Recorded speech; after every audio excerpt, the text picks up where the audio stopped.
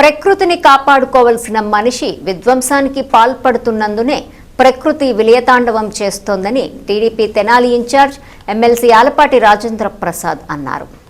ప్రపంచ పర్యావరణ దినోత్సవం సందర్భంగా రాష్ట్ర టీడీపీ పార్టీ సూచనలతో శుక్రవారం సాయంత్రం TDP Tenali in charge MLC Alapati Rajendra Prasad పర్యావరణ పరిరక్షణ ర్యాలీ నిర్వహించారు. స్థానిక రామలింగేశ్వరపేటలోని టీడీపీ కార్యాలయం నుండి నెహ్రూ రోడ్లోని రజకపేటలో గల చాకలి ఐలమ్మ పార్క్ వరకు జరిగిన సైకిల్ ర్యాలీలో రాజేంద్ర ప్రసాద్ స్వయంగా సైకిల్ తొక్కుతూ పాల్గొన్నారు.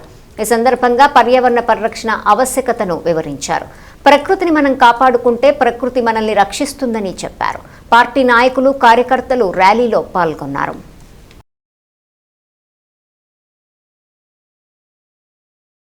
గతంలో ఎప్పుడు కూడా చూడనటువంటి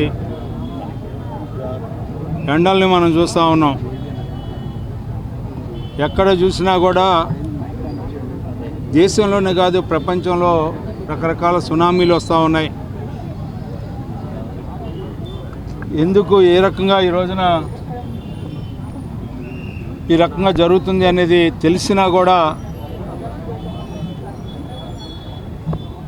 పర్యావరణాన్ని రక్షించుకోవటం అనేది ఇది మనకి సంబంధించింది కాదులే అనే భావంతో మనందరం కూడా జీవిస్తూ ఉన్నాం.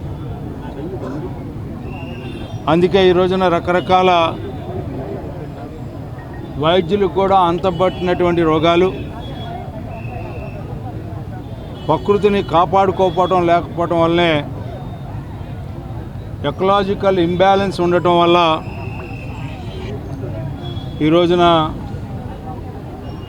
ప్రతి బిడ్డ ఏ రకంగా ఉన్నారో ఆ బిడ్డతో పాటు ఒక వృక్షాన్ని, ఒక మొక్కని నాటి వృక్షం అయ్యేలాగా ఆ వృక్షం యొక్క నీడలో ఏ రకంగా పోతూ ఉన్నారో, నీ కుటుంబం నీడలో ఏ రకంగా ఆశ్రయం పొందుతూ ఉన్నారో అదే రకంగా ఈ వృక్షాల నీడన సేద తీరేలాగా ఈ సమాజాన్ని, ఈ ప్రకృతిని కాపాడుకునేదానికి బాధ్యత వహించమని చెప్పి ఈ రోజున ప్రతి ఒక్కరూ ప్రతి ఇంట ఒక మొక్కను నాటాలి అని చెప్పి ఈ రోజున మనం తీసుకోవాల్సినటువంటి నిర్ణయం.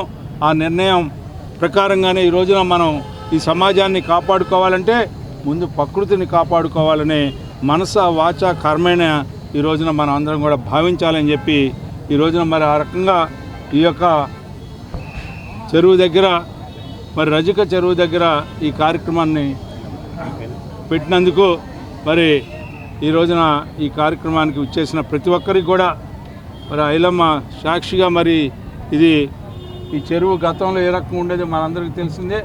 మరి మన ప్రభుత్వ హయాంలో మనం ఈ చెరువుని అనేక రకాల ఉన్నటువంటి